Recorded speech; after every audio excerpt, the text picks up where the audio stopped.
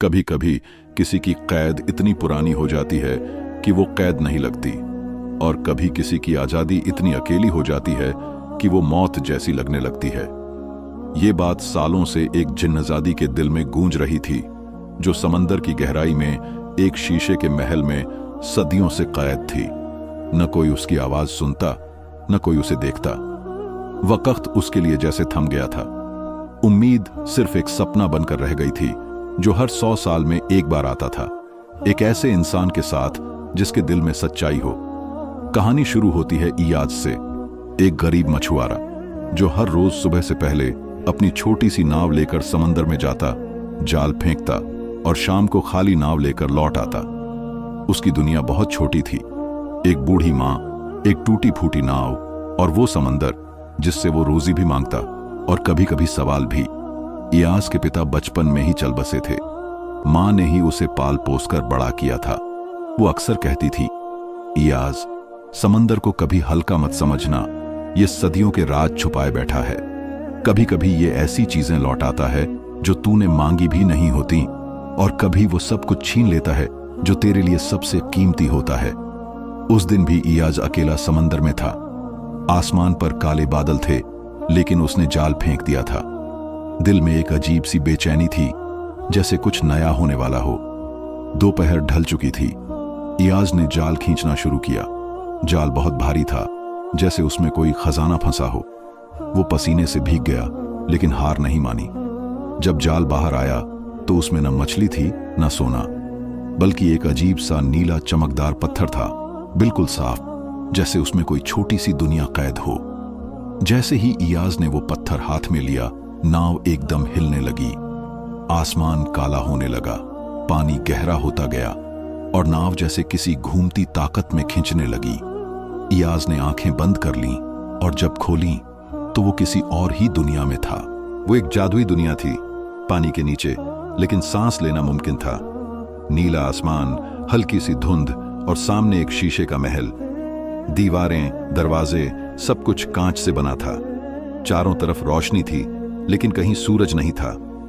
माहौल शांत था, लेकिन जिंदा लगता था। इयाज धीरे धीरे आगे बढ़ा। जैसे ही उसने महल का दरवाजा छुआ, वो अपने आप खुल गया। अंदर का नजारा सपने जैसा था, सब कुछ चमकदार लेकिन खाली। तभी एक आवाज आई, हल्की, डरी हुई और बहुत ही प्यारी। तुम कौन हो? इयाज ने पलट कर देखा। सामने वो खड़ी थी, न इंसान न परी। वो एक जिन्नजादी थी। लंबा कद, दूध जैसा गोरा चेहरा, नीली गहरी आंखें और बादलों जैसे कपड़े। उसकी मौजूदगी में एक नूर था, लेकिन आंखों में सदियों की थकावट।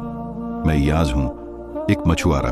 तुम कौन हो? मैं नायला हूं, जिन्हों की रानी की बेटी, उसने धीमे से कहा। और ये मेरी कैद है। इयाज ने हैरानी से पूछा, कैद? इतनी खूबसूरती, इतनी शांति, ये कैद है? नायला की आंखें भर आईं। हाँ, ये खूबसूरत जाल है।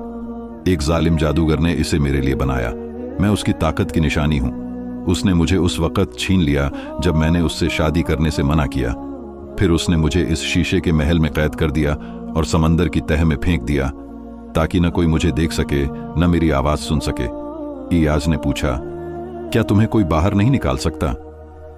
हर 100 साल में एक बार कोई नेक दिल इंसान इस नीले पत्थर तक पहुंचता है।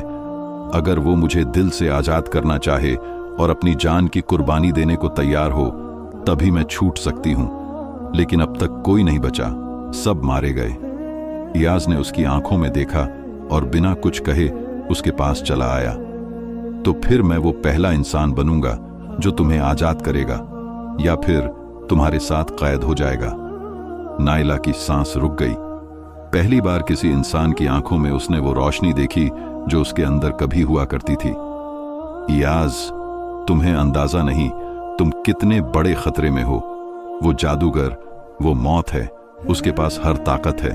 अगर उसे पता चल गया कि तुम यहां हो, तो वो तुम्हें मिटा देगा। इयाज ने हल्की मुस्कान के साथ कहा, मैं हर रोज समंदर के भरोसे जीता हूं। अगर मेरी जान तुम्हारी रिहाई के काम आ जाए, तो वो जान मेरी ही क्या, जो बचा के रखूं। उसी वक्त महल की दीवारें कांपने लगीं। एक जोर की आवाज हुई और एक साया छत से नीचे उतरा। काला धुआं, लाल आंखें और गूंजती हुई डरावनी हंसी। तो फिर एक और बेवकूफ आ गया। तुझे लगता है तू इसे बचा लेगा नायला? तुम अब भी नहीं समझी, तुम हमेशा मेरी रहोगी। नायला ने चिल्लाकर कहा, इयाज भागो, अभी वो तुम्हें मार देगा। लेकिन इयाज उसके सामने खड़ा हो गया। मैं नहीं भागूंगा, तुम्हें अकेला छोड़कर जाना मेरे बस में नहीं। जादूगर की हंसी और तेज हो गई। तुम मरने के लिए तैयार हो जा। और यहीं से पहली बार किसी इंसान ने एक जिन्नजादी के लिए एक जादूगर से टक्कर लेने की हिम्मत की। लेकिन यह तो सिर्फ शुरुआत थी। असली कैद, असली इम्तिहान और असली जंग तो अब शुरू होने वाली थी। एयाज का दिल बहुत जोर से धड़क रहा था, लेकिन उसके कदम 1 इंच भी पीछे नहीं हटे। उसने नायला को अपने पीछे कर लिया और जादूगर की लाल आंखों में सीधा देखता हुआ खड़ा हो गया। जादूगर की शक्ल पूरी तरह साफ नहीं थी। वो जैसे धुआं, साया, आग और जहर का मिलाजुला रूप था, जिसे देखकर ही सांस रुकने लगे। उसकी आवाज ऐसी थी जैसे झंग लगे लोहे पर कोई नाखून रगड़ रहा हो। नई जान, नया जोश, लेकिन मौत तो वही पुरानी है। जादूगर की गूंजती हुई आवाज आई, तुम क्या सोचते हो इंसान कि मोहब्बत से कोई ताला खुल सकता है? एयाज ने जवाब दिया, मोहब्बत ही वो ताकत है जो तुझ जैसे को हरा सकती है। तू जितना भी ताकतवर हो, तू दिल को कभी कैद नहीं कर सकता। जादूगर के चारों ओर का धुआं हरा हो गया, जैसे कोई जहरीला साया उसे लपेट रहा हो। उसने हाथ उठाया और शीशे का महल कांपने लगा। नायला डर से चिल्लाई, एयाज रुको, तुम उसकी ताकत को नहीं जानते। उसने मेरी पूरी कौम को मिटा दिया, तुम क्या कर पाओगे? लेकिन एयाज ने एक कदम और आगे बढ़ाया। मैं एक इंसान हूं, और शायद यही बात उसे सबसे ज्यादा तकलीफ देती है। इसी पल जादूगर ने दोनों हाथ ऊपर उठाए और महल की छत से आग के शोले बरसने लगे। नायला चीखते हुए जमीन पर गिर गई और एयाज ने अपने हाथ उसके चारों ओर फैला दिए, लेकिन शोले उनके पास आते ही हवा में गायब हो गए। जादूगर का चेहरा गुस्से से तमातमा उठा। उसने जमीन पर उंगली से एक निशान बनाया और फर्श में एक गहरा गड्ढा खुल गया। एयाज और नायला पलक झपकते ही उस अंधेरे में गिर गए। अब वो एक और जगह थे, एक गहरी अंधेरी जेल में, जहां दीवारें काले पत्थर की थीं, जमीन गंदी और हवा में सड़ी हुई बदबू थी। दीवारों पर जलते हुए दिए जैसे अपनी आखिरी सांसें ले रहे थे। एयाज ने नायला को सहारा देकर उठाया। तुम ठीक हो? नायला ने कांपती आवाज में कहा, यह असली कैद है, उन जिनजादियों की जगह जो जादूगर के खिलाफ उठ खड़ी हुई थीं, पर कोई जिंदा नहीं बचा। तुम क्यों आए हो एयाज? तुम्हारा मुझसे क्या रिश्ता है? एयाज कुछ देर चुप रहा, फिर उसकी आंखों में नमी आ गई। नायला, मैं नहीं जानता तुम कौन हो या तुम्हारी दुनिया कैसे चलती है, लेकिन जब मैंने तुम्हें देखा तो पहली बार मुझे लगा कि मैं किसी अपने को देख रहा हूं। अगर मैं तुम्हें इस हालत में देखकर चुप रहता तो मैं कायर होता, और मैं कायर नहीं हूं। नायला चुप हो गई। उसने चेहरा मोड़कर अपने आंसू छिपा लिए, लेकिन उसका दिल पहली बार एयाज की आवाज पर धड़कने लगा। वे दोनों अंधेरे में रास्ता खोजने लगे। एक तरफ खून लगे पत्थर, दूसरी तरफ कराहटें और सिसकियां।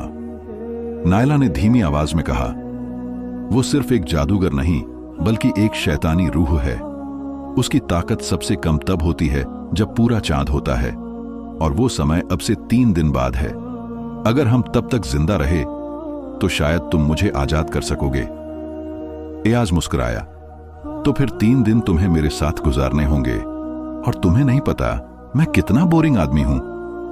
नायला ने पहली बार हल्के से मुस्कुराकर उसकी तरफ देखा। वो मुस्कान एक सदी बाद उसके चेहरे पर आई थी, पर उन्हें यह नहीं पता था कि जादूगर ने उन्हें अकेला नहीं छोड़ा था। उसने जेल के हर कोने में अपने साए छोड़ दिए थे, ऐसे साए जो आवाज सुनते थे, सांसें गिनते थे और दिल की धड़कन से रास्ता पहचान लेते थे।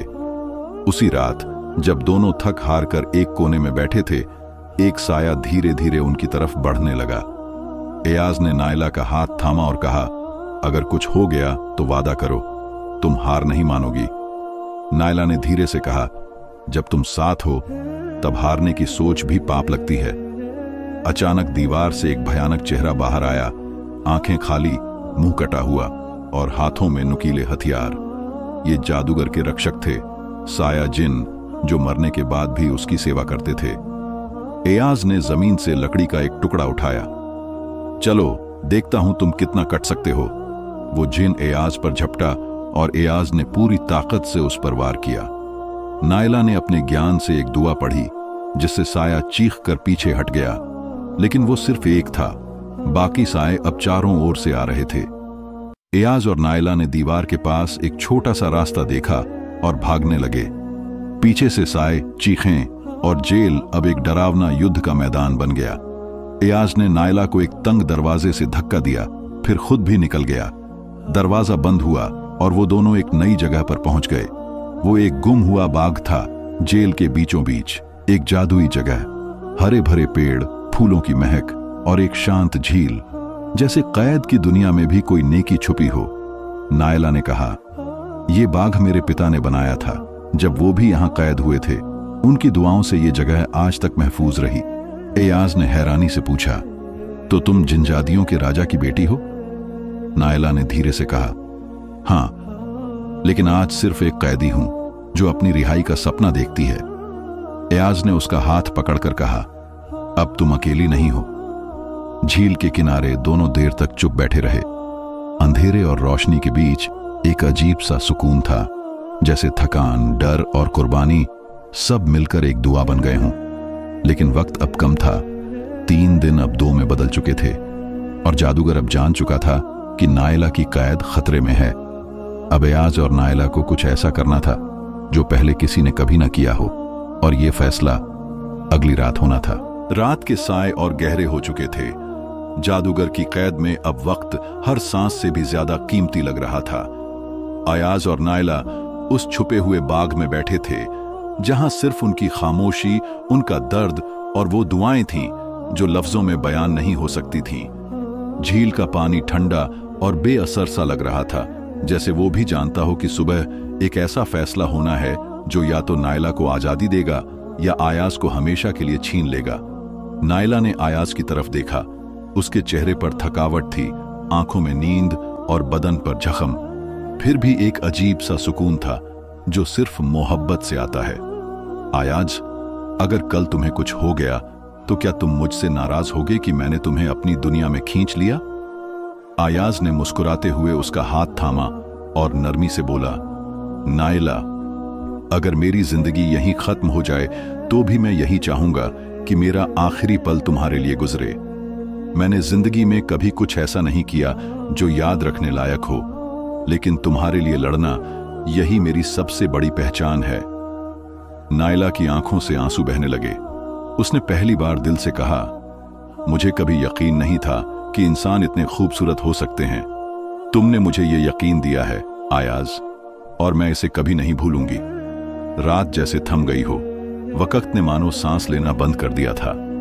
सुबह जब सूरज निकला, नायला ने अपने पिता के बनाए उस बाग में छुपी एक पुरानी किताब निकाली, जिनजादियों की दुआओं और जादू की किताब।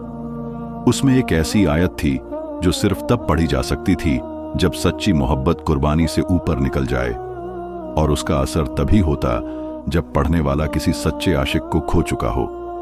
नायला ने कांपती आवाज में कहा, आयाज, अगर जादूगर हम पर हमला करे और तुम्हें कुछ हो जाए तो ये आयत मुझे तुमसे जोड़ देगी। चाहे तुम इस दुनिया में न रहो, तुम्हारा इश्क मेरी रूह में जिंदा रहेगा। आयाज ने हंसते हुए कहा, अगर मरना भी है तो कम से कम एक खूबसूरत दुआ में बदलकर मरूंगा। तीसरे दिन का सूरज जैसे ही उगा, शीशे का महल कांपने लगा। कैद खाना अंधेरे में डूब गया और हर दीवार पर जादूगर की आंखें उभरने लगीं। उसकी आवाज गूंजने लगी, नायला, तुमने एक इंसान से दिल लगाकर अपनी नस्ल को शर्मिंदा किया है। अब वक्त खत्म हो चुका है। बाग के बीचों बीच एक काला बादल गिरा और जादूगर अपने पूरे रूप में सामने आया। उसके साथ सैकड़ों साए, वो बिना चेहरे वाले जिन और हवा में झर सी लहरें। आयाज ने नायला का हाथ मजबूती से पकड़ा और खड़ा हो गया।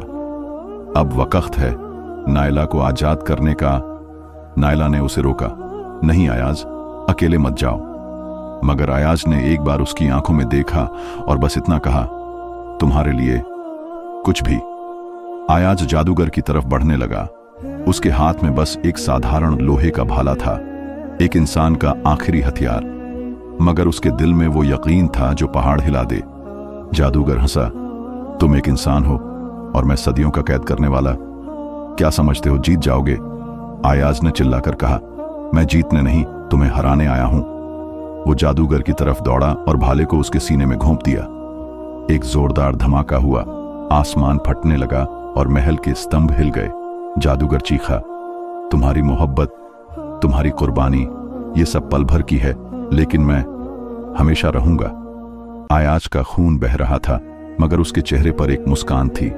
उसने आखिरी बार नायला की तरफ देखा, जो दूर से रो रही थी। नायला, तुम आजाद हो। और फिर आयाज ने अपनी आखिरी सांस ली और आंखें बंद कर लीं। उसी पल जादूगर की ताकत जैसे पिघलने लगी। उसके साए जलने लगे, कैद खाना टूटने लगा और शीशे का महल जमीन में समा गया। नायला दौड़कर आयाज के पास पहुंची, उसका सिर अपनी गोद में रखा और आंसुओं से भरी आंखों से वो दुआ पड़ी जो किताब के आखिरी पन्ने पर थी। ऐ परवरदिगार, अगर इश्क सच्चा हो, अगर दिल की कुर्बानी तेरी मर्जी से हो, तो मरने वाला मिटे नहीं बल्कि रूह बनकर साथ रहे। आसमान से एक रोशनी उतरी, आयाज का जिस्म चमकने लगा और उसकी आंखें धीरे धीरे खुल गईं। नायला हैरान होकर चिल्लाई, आयाज? आयाज ने हल्की सी मुस्कान देकर कहा, लगता है तुमने मुझे फिर से जिंदा कर दिया। नायला ने उसे सीने से लगा लिया। उस पल पूरी दुनिया जैसे रुक गई, न कोई डर, न कोई कैद, सिर्फ मोहब्बत और दुआ। जादूगर खत्म हो चुका था, मोहब्बत आजाद हो चुकी थी। आयाज और नायला उस किनारे पर पहुंचे जहां कभी वो कैद थे। अब वहां सिर्फ रोशनी थी, सुकून था और एक दूजे का साथ। और वो दुनिया जो पहले सिर्फ ख्वाब थी, अब उनकी हकीकत बन चुकी थी।